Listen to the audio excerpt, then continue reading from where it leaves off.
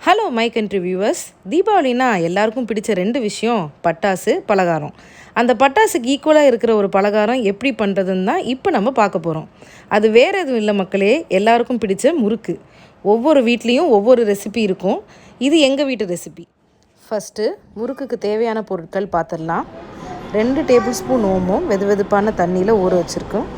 பெருங்காயத்தூள், உப்பு தண்ணியில் கரைச்சி வச்சுருக்கோம். இது ரெண்டுத்துக்கு அப்புறம் ரொம்ப முக்கியமான ஒரு இன்க்ரீடியன்ட், முறுக்கு சாஃப்டாக வரத்துக்கு குக்கிங் பட்டர் 200 கிராம் எடுத்திருக்கோம். இது எல்லாத்த விட அடுத்த முக்கியமான இன்க்ரீடியன்ட் முறுக்கு மாவு. இங்கே நாங்கள் எடுத்திருக்க மாவில் 2 கிலோகிராம் பச்சரிசி, 2 கப்பு முழு உளுந்து வறுத்து அரைச்சி வச்சுருக்கோம். இப்போ இது எல்லாத்தையும் ஒரு பெரிய பாத்திரத்துக்கு மாற்றிடலாம். எப்போவுமே முறுக்கு மாவு பிசையும் போது கொஞ்சம் மாவை தனியாக ஃபஸ்ட் எடுத்து வச்சுக்கணும். ஏன்னா உப்பு ஜாஸ்தியாகவோ இல்லை தண்ணி ஜாஸ்தியாகவோ ஆயிடுச்சு அப்படின்னா அதை நம்ம போட்டு கலக்கி அதை சரி பண்ணிக்கலாம். இப்போது நம்ம கரைச்சி வச்சுருக்க உப்பு, பெருங்காயத்தூள், ஊற வச்சுருக்க எள், இந்த தண்ணி எல்லாத்தையும் முதல்ல மாவில் போட்டு விரவிக்கலாம். இந்த கப்பில் இருக்க தண்ணி மட்டும் இந்த மொத்த மாவுக்கு பத்தாது.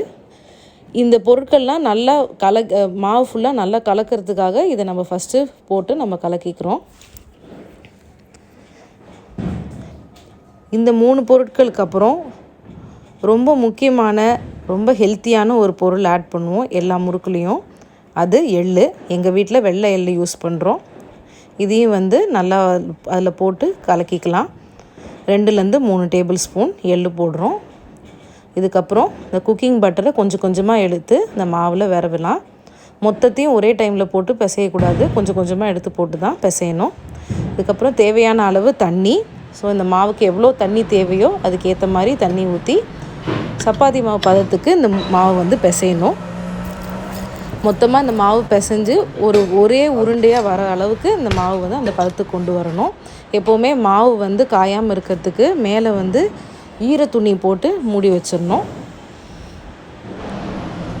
இப்போ நம்மளோட ஒர்க் ஸ்டேஷன் ரெடி ஆயிடுச்சு.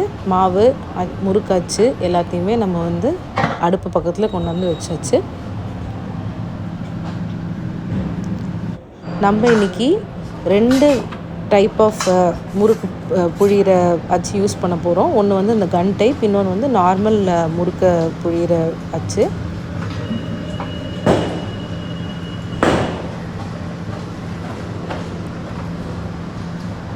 நமக்கு எந்த ஷேப்பில் முறுக்கு வேணுமோ அதுக்கு ஏற்ற மாதிரி நம்ம அந்த முறுக்கு புழிகிறதுக்குள்ளே அச்சு வச்சுக்கலாம். நம்ம முறுக்குக்கு ரிப்பன் பக்கோடா இல்லாட்டினா மிக்சர் அந்த மாதிரி எதாவது செய்கிறோன்னா அது எல்லாத்துக்குமே அச்சு இருக்கும். இது எல்லாத்துக்குமே தெரியும். இன்றைக்கி நம்ம நார்மல் ரவுண்ட் ஷேப் முறுக்கு தான் செய்ய போகிறோம். அதனால் அதுக்கு எந்த அச்சு தேவையோ அதை எடுத்து நம்ம ரெண்டுத்துலேயுமே 2 முறுக்கு புழிகிற மிஷின்லேயுமே போட்டுக்கிறோம்.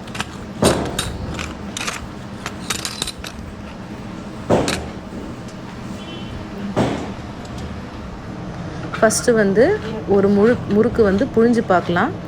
மாவு திட்டு பிடிக்காமல் ஒழுங்காக வருதா, 2 அச்சுலேயுமே ஃப்ரீயாக வருதா அப்படின்றத ஃபஸ்ட்டு செக் பண்ணிக்கணும்.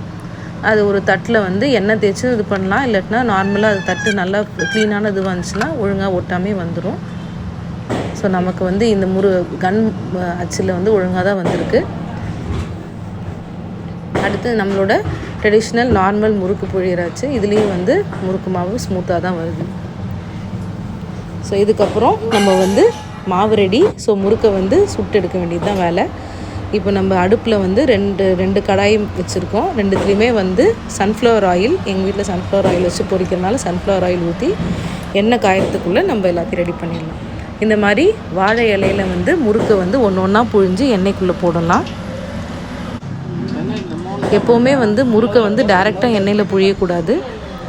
அப்படி புழிஞ்சோன்னா எண்ணெய் கையில் தெறிக்கும், இல்லாட்டினா சூடுபடும். அந்த நம்ம அச்சு சூடாயிரும். ஸோ எப்போவுமே வாழை இலையில் இந்த மாதிரி பொரித்து ஒரு ஓரத்துலேருந்து உள்ளே போடணும்.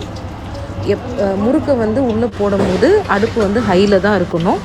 இல்லாட்டினா முறுக்கு ரொம்ப கட்டியாக ஹார்டாயிடும். உள்ளே போட்ட உடனே நிறைய பபுள்ஸ் வரணும். ஸோ அந்த மாதிரி எண்ணெய் அந்த அளவுக்கு நல்லா சூடாக இருக்கணும். இந்த எல்லா பபுள்ஸும் அடங்கிருச்சு அப்படின்னா முறுக்கு வெந்துருச்சுன்னு அர்த்தம். அதுக்கப்புறம் நம்ம கலருக்கு ஏற்ற மாதிரி நம்ம அதை வச்சு எடுத்துக்கலாம்.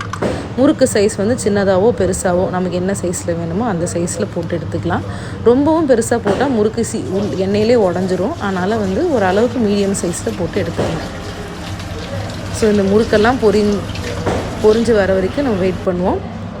ஆஹா, நல்ல அழகான கலரில் முறுக்கு ரெடி ஆயிடுச்சு பார்த்தீங்களா? இந்த மாதிரி கலர் வந்த உடனே நம்ம எடுத்து அதை ஒரு பாத்திரத்துக்கு மாற்றி வச்சுக்கலாம். நல்ல எண்ணெயை வடிய விட்டு அதுக்கப்புறம் எடுத்து பாத்திரத்தில் போடணும். ரொம்ப எண்ணெயோடு போட்டோன்னா முறுக்கு சீக்கிரம் எண்ணெய் இழுத்துட்டு சொதன்னு ஆகிடும். இது மாதிரி ஒரு டிஷ்யூ போட்டோ இல்லைன்னா பேப்பர் ஏதாவது ஒன்று போட்டு நம்ம முறுக்கை மேலே ஒரு பாத்திரத்தில் வச்சுக்கலாம். மேலே முறுக்கை சுட்டு அடுக்கிட்டே இருக்கக்கூடாது. கீழே இருக்க முறுக்கெல்லாம் அப்புறம் எண்ணெய் உறிஞ்சு ரொம்ப இதுவாகிடும். ஸோ இந்த மாதிரி சுட்ட முறுக்கு எல்லாத்தையும் நாங்கள் இந்த மாதிரி ஒரு தூக்கில் போட்டு வச்சுருக்கோம். பார்த்திங்களா எப்படி சூப்பரான சுவையான முறுக்கு ரெடி ஆயிடுச்சு. நல்ல டேஸ்ட்டாக, நல்லா கிறிஸ்பாக, அதே சமயத்தில் சாஃப்டாகவும் வந்திருக்கு. இந்த ரெசிபி உங்களுக்கு பிடிச்சிருந்தா நீங்களும் கண்டிப்பாக ட்ரை பண்ணுங்கள். உங்களோட கமெண்ட்ஸை கீழே இருக்க கமெண்ட் பாக்ஸில் கண்டிப்பாக போடுங்க. Happy Deepavali everybody.